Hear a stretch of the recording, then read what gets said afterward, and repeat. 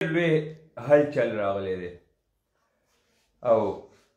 غټه پارټي هغه درې حصو کې تقسیم شوې ده. هغه یې د ټیکټونو په واپسۍ باندې چې کوم خفګان دی، بیا د هغې موقف څه دی، هغوی څه احتجاج کړی دی، مشرانو یې څه کړي دي او کشرانو څه وکړل او د هغې په امیدوارانو به څه اثري. نو د ټولو نه غټ خبر دی او اهم خبر دی نن دا د نوښار. نو زه به غواړم چې ټولو نه مخکې دا خبر موږ ته سره شیر کړو، په دې باندې خبرې وکړو او بیا د تحصیل او بلدیاتي الیکشن خبرو ته راشو. نو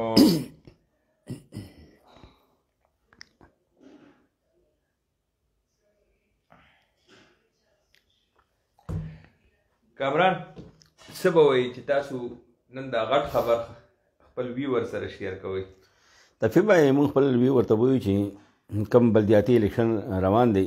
دی کې پاکستان پیپل پارټي چې دا اوس روز مخکې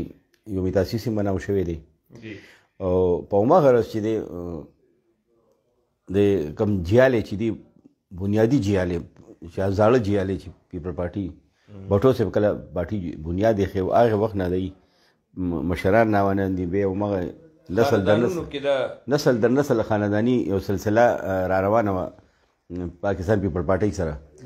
او دا بنیادي جیالې دي، دا هغه جیالې دي چې دی جنډې اوچتوي، دی نارې وایي او جګړه هم کوي او دی ته دی اپلای کړي وه، درخواست ورکړی و پارټۍ ټیکټ دپاره، هغوی په میرټ باندې چې دی زاړه جیالې دي دی ته جنرل نشست، یوت نشست او خواتین نشست ټیکټ یې دی ته ورکړي. دی کې هیوي ویټ کم چې دی دولتمند مالداره خپل زامن راویستو، صوبایي قیادت سره هغوی خپل یو قریبي تعلق جوړ شو، مرکزي قیادت سره مې یو تعلق جوړ شو. هغې بنیاد باندې چې لاندې وکتو چېرې بلدیاتي الیکشن دی او موږ به هر چا ته ووټ اخلو او که یو امیدوار سره موږ ټچ شو نو بیا بل امیدوار دی او موږ ته ووټ نه راکوي. نو موږ خپل سیاسي نقصان نه ځان بچ کونې په تحصیل امیدوار په نوښار ډسټرکټ کې هغوی صوبایي قیادت باندې اثرانداز شو، هغوی سره خپل کم نږدو رابطې وي، هغې فایده یې واخیسته او کوم جیالې چې وو عین د قربانۍ ګډورې جوړ کړل، جوړ کړو. هغه جیالې دي چې دی جنډې لګولې، اوسه پورې کمپین چې دی روان و دی جنډې هغوی لګولې چې دا موږ تحصیل سره دا موږ مشران وي او دی جنډې لګولې او دی ته کمپین شروع کړو. एकदम یې هغوی ته پته ولګېده چېرې تاسو کم تیر نښه تاسو ته میلاو شوي ده، تیر نښه چې ده دی پاکستان پیپل پارټي صوبایي قیادت چې تاسو نه واپس واخیستو. نو هغې سره د کوم پرانې جیالې دي نو دغه خبرې ته خو موږ راځو. د بریکینګ نیوز چې کوم جوړ شو دا نوښار کې چې پیپل پارټي کوم دړو کې تقسیم شه، بنیادي طور دغه چې ورکر دی دومره وخت نه روان دی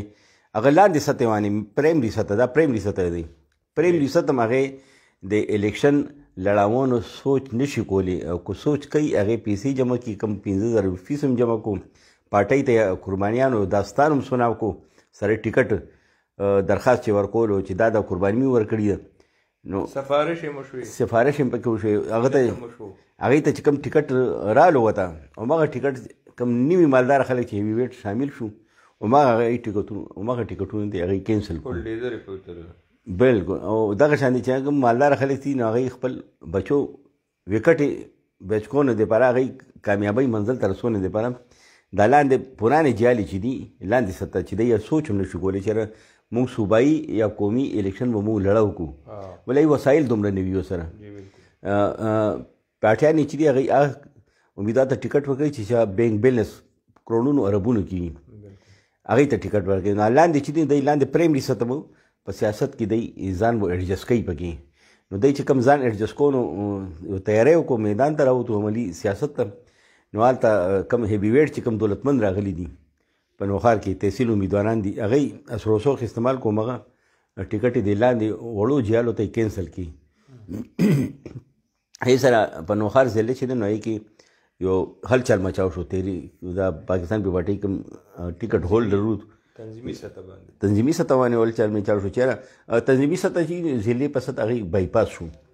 هغه هم صوبایي قیادت چې د پاکستان پیپل پارټي صوبایي قیادت چې کوم دی نجم الدین خان اوس مشري کوي هغه ته ضلع نم چانه تاسو نو ضلع نم چانه تاسو نو کوم